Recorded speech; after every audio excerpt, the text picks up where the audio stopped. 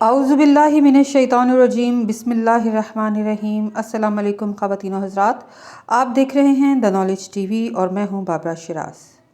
خواتین و حضرات، خواجہ ابوالفضل جو کہ امام رضا علیہ السلام کے ایک بہت ہی جلیل القدر صحابی تھے، فرماتے ہیں کہ میں نے ایک دفعہ حضرت علی بن موسا رضا کو یہ فرماتے ہوئے سنا کہ حق تعالیٰ نے اپنے انبیاء میں سے کسی ایک نبی سے فرمایا کہ صبح سویرے سب سے پہلی چیز جو تیرے سامنے آئے اسے کھاؤ، اور جو دوسری چیز نظر آئے اسے چھپا دینا، اور جو تیسری چیز نظر آئے اسے قبول کر لینا، اور چوتھی چیز کو مایوس نہ کرنا، جبکہ جو چیز 5ویں نمبر پر تیرے سامنے آئے اس سے فرار اختیار کرو۔ چنانچہ دوسرے دن صبح جب وہ پیغمبر خدا کہیں جا رہے تھے تو ان کی نظر ایک بہت بڑے اور سیاہ پہاڑ پر پڑی۔ وہ فوراً رک گئے اور وہ یہ خیال کرنے لگے کہ میرے پروردگار نے مجھے اس کے کھانے کا حکم دیا ہے۔ اس لیے وہ حیران و پریشان تھے کہ ان کے ذہن میں یہ خیال پیدا ہوا کہ میرا پروردگار کسی بھی انسان پر کوئی ایسی ذمہ داری عائد نہیں کرتا جو اس کی برداشت سے باہر ہو۔ چنانچہ وہ پیغمبر خدا اس پہاڑ سے کچھ کھانے کی نیت سے آگے بڑھنے لگے۔ ادھر جس قدر وہ آگے بڑھتے گئے وہ پہاڑ چھوٹا ہوتا گیا، اور جب وہ اس کے بالکل قریب پہنچے تو وہ محض ایک لقمے کے برابر تھا۔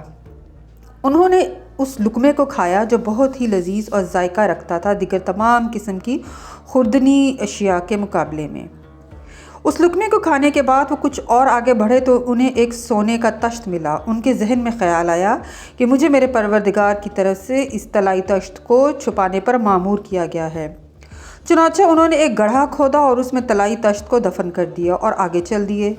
ابھی وہ تھوڑی دور گئے ہوں گے کہ انہوں نے پیچھے مڑ کر دیکھا تو انہیں معلوم ہوا کہ وہ طلائی تشت دوبارہ ظاہر ہو گیا ہے۔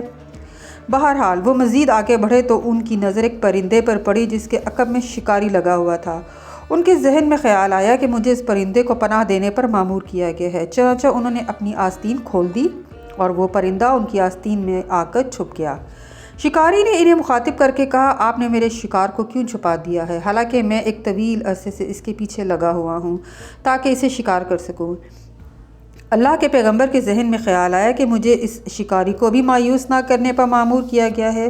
چنانچہ انہوں نے اپنی ران کے گوشت کا ایک حصہ کاٹ کر اس شکاری کے سامنے پھینک دیا جو در حقیقت ایک باز تھا۔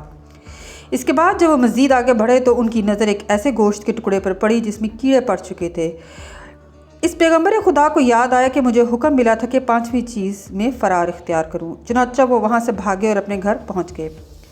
گھر پہنچ کر جب وہ سوئے تو خواب میں انہوں نے کسی کو یہ کہتے ہوئے سنا کہ اے نبی خدا، جس کام پر آپ کو مامور کیا گیا تھا اس پر آپ نے بالکل صحیح طور پر عمل کیا، لیکن کیا آپ کو علم ہے کہ اس ماموریت کا مقصد کیا تھا؟ پھر آواز آئی، وہ پہاڑ در حقیقت کوہ غضب تھا، اور بندے پر جب غضب مسلط ہو جاتا ہے تو پھر وہ کچھ بھی نہیں دیکھ سکتا، اس کی قدر و منزلت مجہول ہو جاتی ہے۔ لیکن اگر کوئی اپنی آتش غضب کو خاموش کر دے اور خود پر غضب کو مسلط نہ ہونے دے تو وہ لقمے کی مانند لذیذ عاقبت سے ہمکنار ہوتا ہے۔ اور طلائی تشت در حقیقت عمل صالح ہے جسے بندہ اگرچہ مخفی رکھنا چاہے لیکن حق تعالیٰ اسے ظاہر فرماتا ہے تاکہ اس عمل کے ذریعے اپنے بندے کو زینت دے اور اس کے لیے ثواب اخروی کا ذخیرہ قرار پائے۔ پرندہ در حقیقت اس مرد کی مانند ہے جو کسی کو نصیحت کرتا ہے، چاہے تو وہ اسے قبول کرے اور اپنے اندر اس نصیحت کو پناہ دینے کے لیے آمادہ ہو جائے۔